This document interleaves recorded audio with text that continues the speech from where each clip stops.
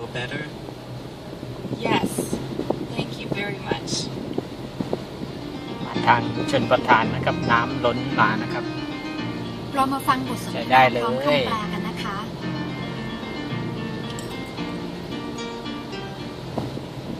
You swim very well.